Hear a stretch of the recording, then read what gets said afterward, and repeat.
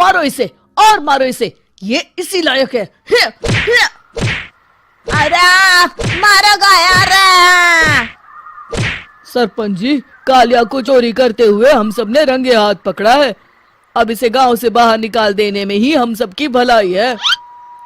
तो देर किस बात की है, अभी इसे धक्के मार के इस गांव के बाहर का रास्ता दिखा दो। अरे सरपंच जी, ऐसा मत करिए, मुझे एक मौका और दीजिए, मैं दोबारा कभी चोरी नहीं करूंगा। लेकिन गांव वाले उसकी एक नहीं सुनते और उसे मार मार के गांव की सीमा के बाहर निकाल देते हैं। अरे मेरी कमर दर्द के मारे मेरी जान निकली जा रही है। कम वक्तों ने जम के धुलाई की है मेरी। अरे भगवान करे इनके गांव में भूचाल आ जाए, धरती फट जाए और सब गांव वाले उसमें समा जाए। चलते चलते कालिया जंगल में पहुंच जाता है। उसे वहां एक प्रयोगशाला दिखाई देती है। अरे इस जंगल में ये अजीब सा दिखने वाला घर किसने बनाया है, चल कर देखना पड़ेगा। कालिया प्रयोगशाला के पास चला जाता है। दो वैज्ञानिक प्रयोगशाला में बातें कर रहे होते हैं।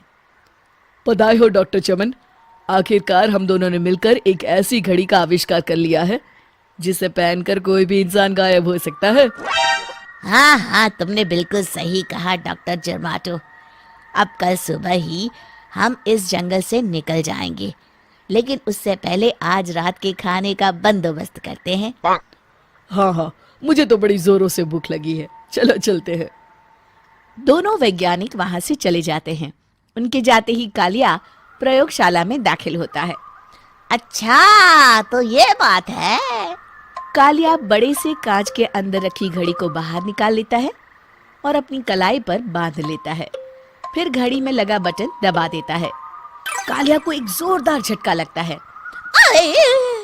कालिया अपने आप को आईने में देखता है तो उसका पूरा शरीर पूरी तरह से गायब हो चुका होता है। अब तो जो चाहे वो कर सकता हूँ। सबसे पहले मैं उन सभी को सबक सिखाऊंगा। गांव वालों, मैं आ रहा हूँ। कालिया गांव की ओर चल पड़ता है। थोड़ी देर के बाद दोनों वैज्ञानिक वहां आते हैं। अरे ये क्या, लगता है कोई हमारी घड़ी चुरा कर ले गया है। ये देखो पैरों के निशान।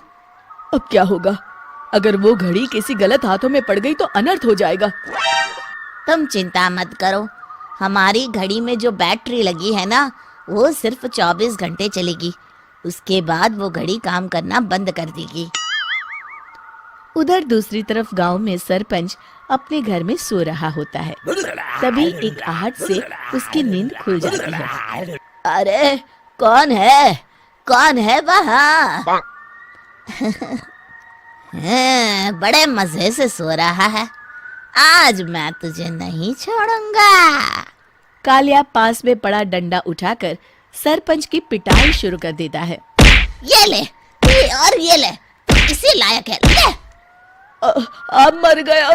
अरे ये क्या हो रहा है? अरे कोई बचाओ मुझे, मेरे घर में भूत आ गया है। सही कहा, मैं भूत ही तो हूँ, ये ले। अरे भूत जी, मैंने आपका क्या बिगाड़ा है, मुझे छोड़ दीजिए। आपको क्या चाहिए?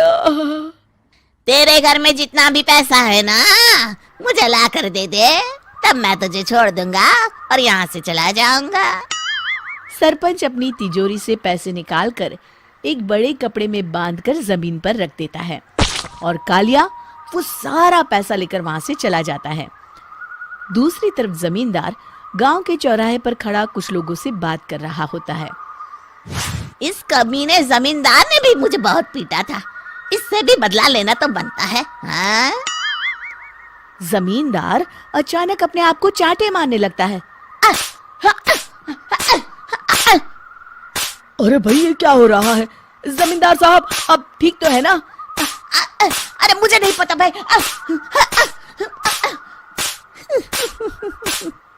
अरे मर गए रे, ये तो पक्का किसी भूत प्रेत का काम है। जमींदार के अंदर कोई भूत आ गया है। इससे पहले कि ये हमारे अंदर आ जाए, मनोहर भाई अपनी जान बचानी है तो भागो यहाँ से। ये क्या? अरे बाप रे बाप, मुझे तो भूतों से बड़ा डर लगता है। मैं तो चला यहाँ से। अगली सुबह इस घटना से पूरे गांव में दहशत फैल जाती है। सभी गांव वाले आपस में बात करने लगते हैं। अरे भाई, पता नहीं कहाँ से हमारे गांव में एक भूत आ गया है। उसने कल रात को सरपंच और जमींदार की खूब पिटाई की और उनके सारे पैसे भी लेकर चला गया। हाँ भाई हाँ, ये भूत तो मुझे बड़ा अजीब लगता है। मेरी समझ में नहीं आता कि भूत उन पैसों का करेगा क्या। अरे तेल में पकोड़े बना के तलेगा, बेवकूफ। इस बात की चिंता करके कहीं वो भूत हमारे घर में ना आ जाए। तुम बिल्कुल सही कह रहे हो आर्या, मैं भी इसी बात से घबरा रहा हूँ। अच्छा, अब मैं अपने घर जा रहा हूँ। तुम सब भी अपने अपने घर चले जाओ, उस भूत का कोई भरोसा नहीं है। हाँ। तीनों वहां से चले जाते हैं। दूसरी तरफ कालिया सारे पैसों को एक खंडर में छुपा देता है। इतने सारे रुपए तो मैंने अपनी पूरी जिंदगी में एक साथ कभी नहीं देखे। इस तरह कुछ दिनों में मैं अमीर बन जाऊंगा। आज मैं उस मोटे बब्बन को अपना शिकार बनाऊंगा।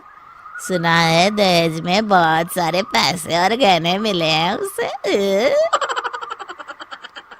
रात होते ही कालिया बब्बन के घर में घुस जाता है।